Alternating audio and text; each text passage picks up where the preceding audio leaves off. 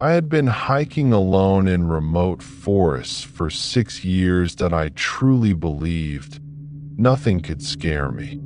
Until last fall that I was crossing a gorge, using a fallen tree as a bridge, when I suddenly heard it thunk, thunk, the sound of an axe hitting wood behind me. That I turned around, a man was standing there, axe in hand.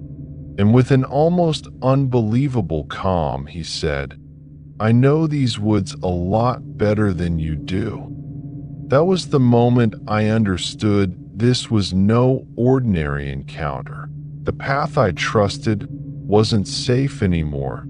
No phone signal, no clear route back, and the sun was going down. I had only one choice left: run. But deep in those woods, I quickly realized running wasn't going to be easy.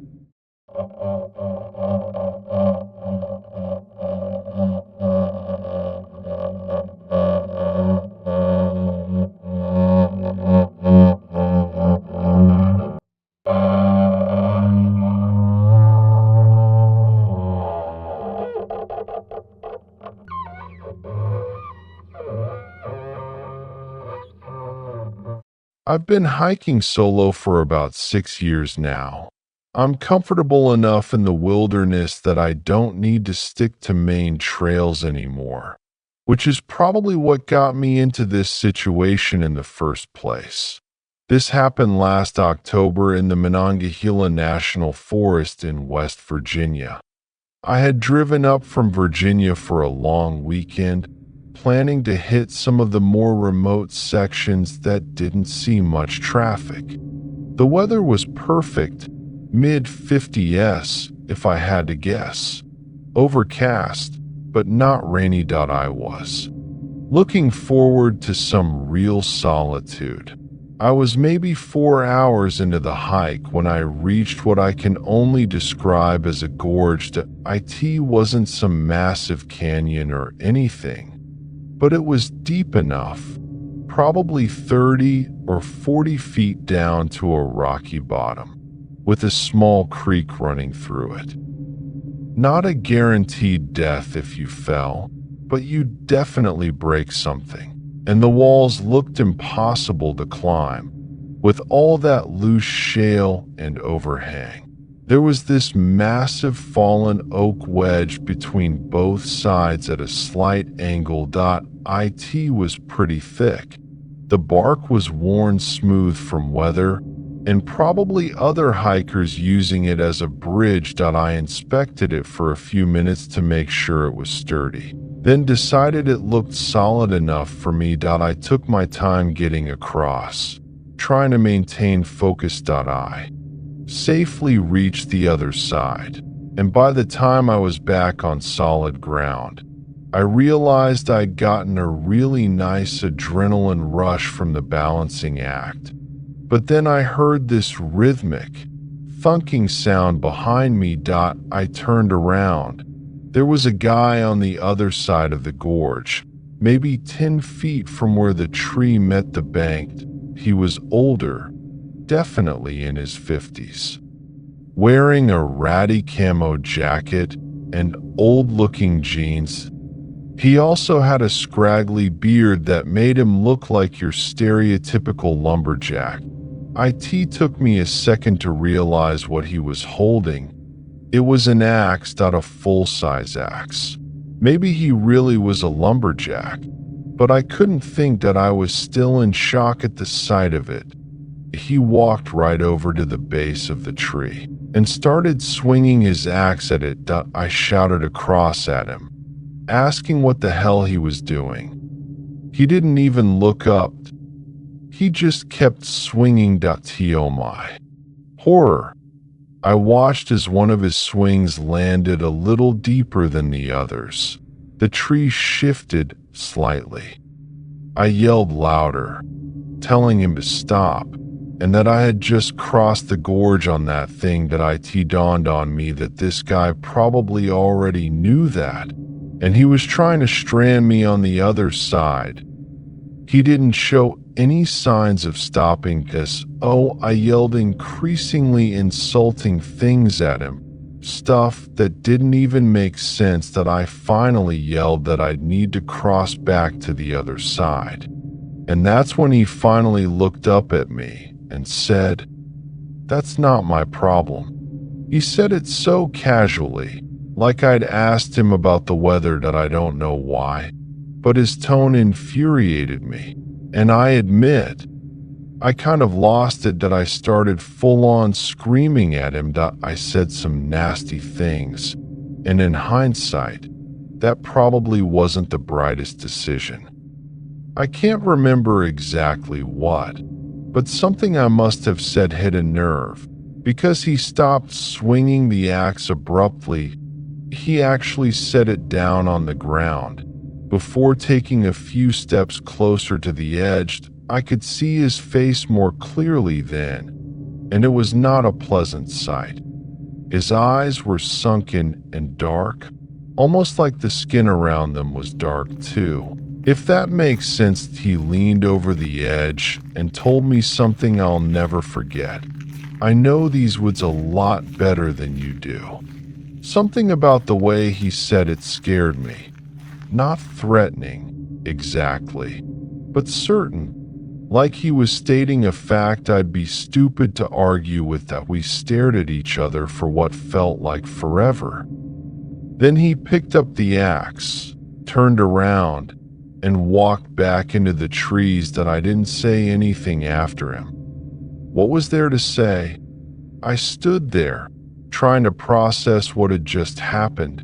The tree was still wedged in place, but I could tell it wasn't stable anymore. The edge on his side was splintered and cracked that I wanted to cross back immediately, but there was no way I was trusting my weight to that tree now that I pulled out my phone. Zero service. That I decided to cut the hike short. That I was mad, for sure, but I was also genuinely spooked. I think anyone would have been. Something about that encounter felt wrong. In a way I couldn't articulate, I started walking downstream, figuring I'd find another crossing, and it would take me back in the direction I'd come from anyway. But I was dead wrong. That I walked for what must have been an hour, and the gorge only got deeper. That I was pretty sure the gap was widening too. Every turn just revealed more impossible terrain. And then the sun started to drop. I began to panic that it was getting dark. That I was miles from my car, in the opposite direction I needed to go. I started seriously considering whether I'd have to climb down into the gorge and back out, as insane as that sounded. Then I stumbled on what looked like a campsite, a small clearing, with a fire pit that looked recently used at it. First, I was relieved maybe someone could help me. But the more I looked around, the more wrong it felt. There were carvings on the surrounding trees, not initials, just deep gouges, symbols. There were rusted tools, pieces of cloth tied to branches, animal bones arranged in patterns. That it was freaky. As soon as I saw that, I got out of there fast. That I was twice as scared as I had been 2 minutes earlier. And then I started hearing sounds behind me, footsteps or something like footsteps. Every time I turned around, silence. That I thought I was being stalked. That I picked up my pace, but the sounds got louder, closer. What happened next is still the most terrifying thing I've ever experienced. I glanced back again and caught a glimpse of someone ducking behind a tree. A person.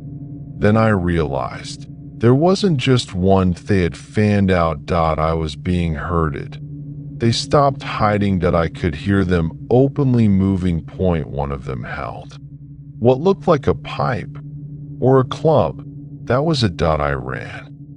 They chased me. One of them screamed, not words, just screams, like a war cry.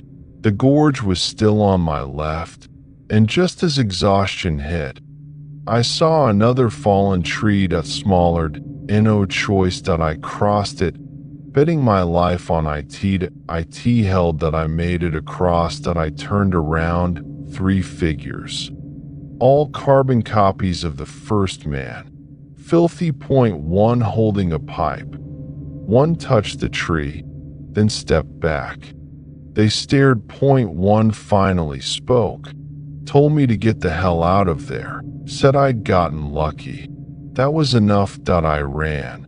The forest went silent. Eventually, somehow, I found the trailhead. That I reported what I could. Nothing came of it. That I still hike. But it's not the same. That man with the axe, the way he looked at me, like he knew exactly what would happen. He probably did. And it terrifies me to think how close I came to dying that day. Looking back on it now, what unsettles me the most isn't the chase or even the threat of violence. It's the realization that the wilderness doesn't care about intention or experience. That I went into those woods believing familiarity equaled control. That because I'd hiked alone for years, I somehow belonged there. But the forest doesn't belong to anyone. It doesn't warn you when you've crossed an invisible line. And it doesn't protect you when you meet the kind of people who thrive beyond those lines. That man with the axe wasn't just a threat. He was a reminder that solitude can turn into isolation without notice, that confidence can quietly become arrogance, and that sometimes survival has less to do with strength and more to do with chance. That I still hike. But now I listen more than I walk.